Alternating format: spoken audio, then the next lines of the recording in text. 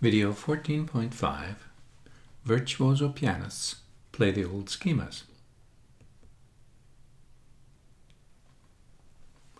Kalkbrenner was an adult when Chopin was still a boy. Kalkbrenner was a famous virtuoso, trained at the Paris Conservatory, and so absorbed the marche harmonique that were taught there. Here, for example, is his demonstration of how you can take the Romanesque schema, or what he would have thought of as a particular marche harmonique, and provide variants for it in a virtuoso fashion. So we have the model at the top, and then below it 3 virtuoso variations. There's also a 4th one that'll come on the next page that is very virtuosic.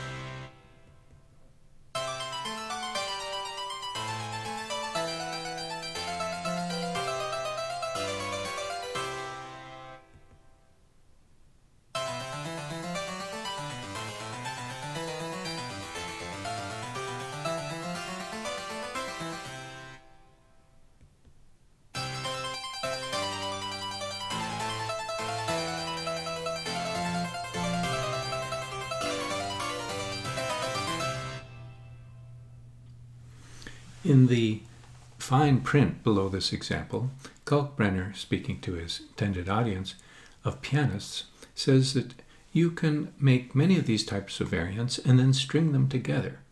And with modulations, that's how you can make a prelude.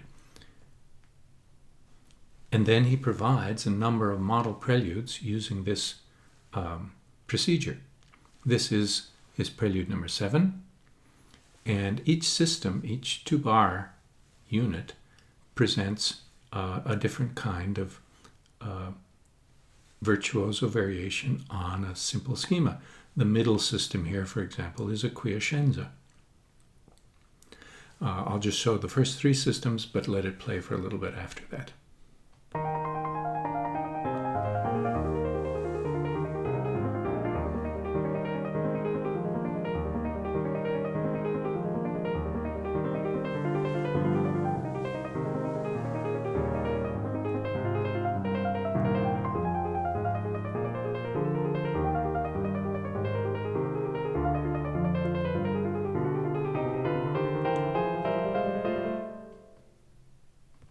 So this was the kind of music that Chopin heard growing up, and in his early collection of etudes, he uses these types of procedures.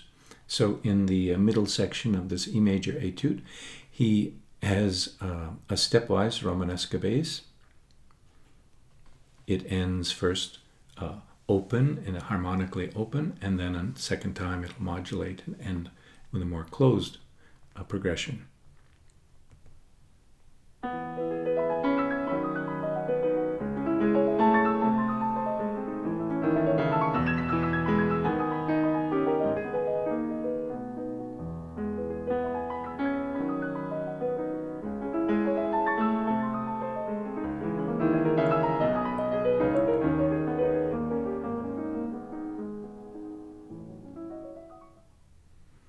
So that Kalkbrenner model of a simple marche harmonique, open and then closed, with a virtuoso right hand figuration, that was very amenable to Chopin's own style.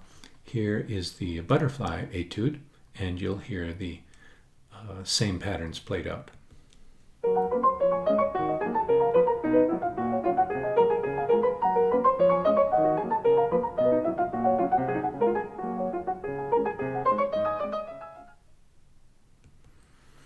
Chopin's contemporary, Franz Liszt, wrote an early collection of 12 piano etudes in 1826. Then, in the mid-19th century, he revised them dramatically and retitled them as transcendental etudes. let's look at the earlier collection.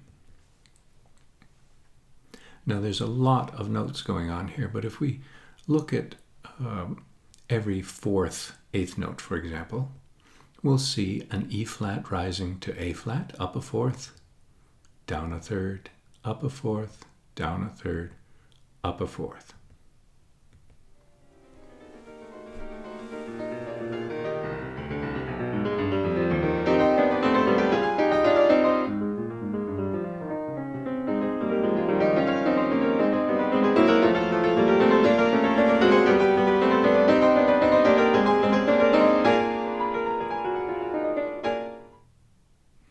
So that we have the up a fourth, down a third, marche harmonique or schema used for an intensifying rising sequence. Here, by contrast, is a descending sequence. Down a third, up a step, down a third, up a step, down a third, up a step, down a third, up a step, down a third, up a step, down a third, up a step. You'll see that Liszt was not afraid of extending these sequences.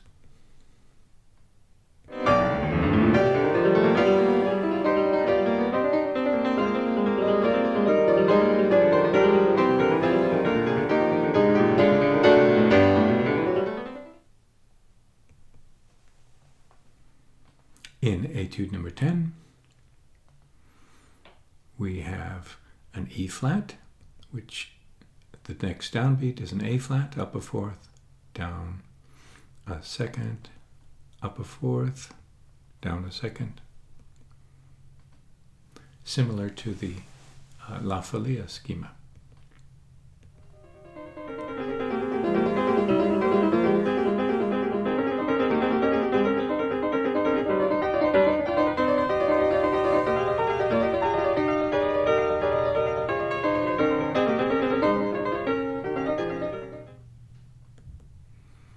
And in number 11, we see the Romanesca schema, or down a fourth, up a second.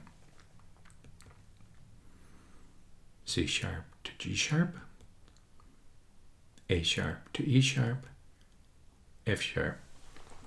And that's the move, the beginning of the move to the dominant. We end on an open dominant chord, then return the second time closed.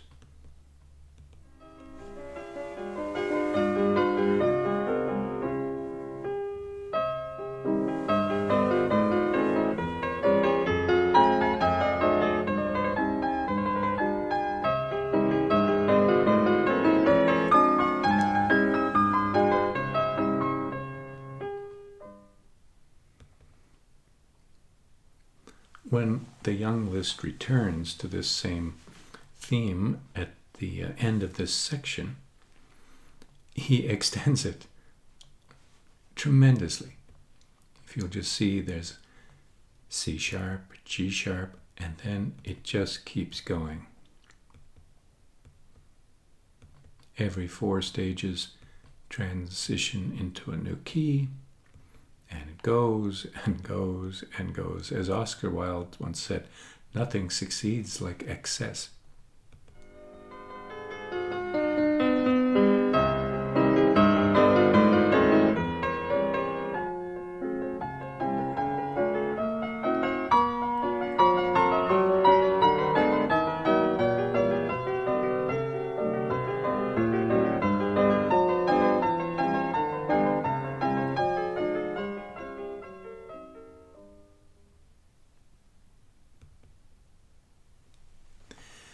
Etude number 3 is very simple.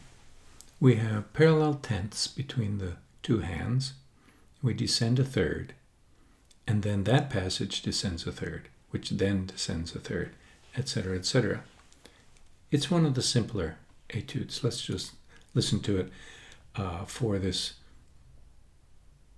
repeated descending thirds.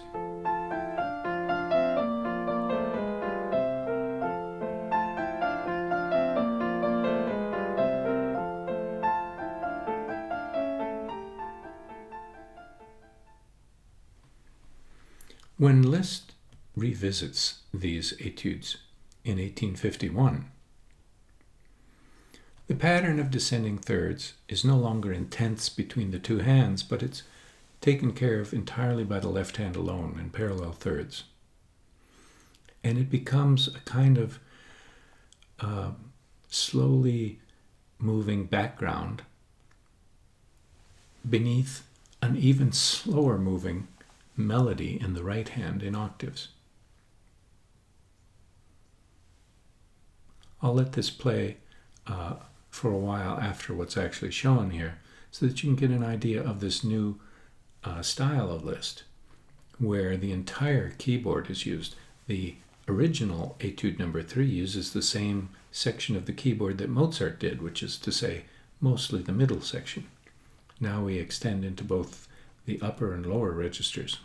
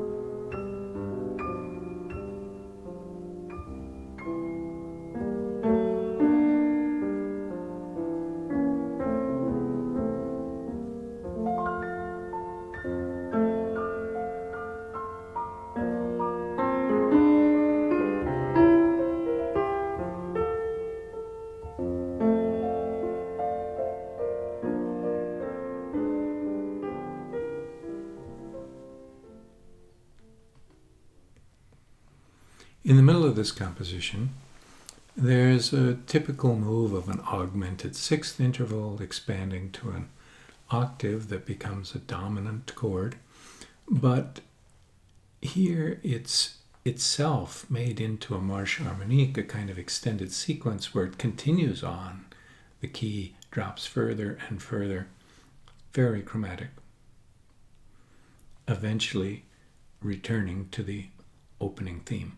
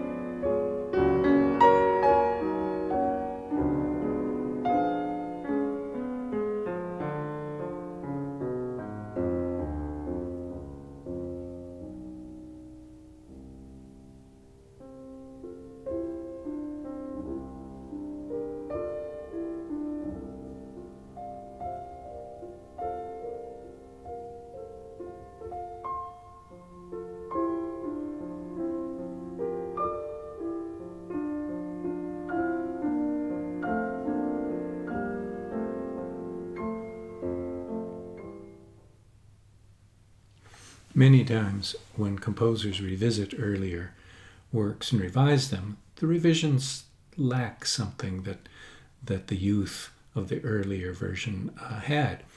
But in this case, this really is a transcendental transformation of a rather simple and plain youthful effort into something that, like Beethoven, for example, has a kind of sublime quality.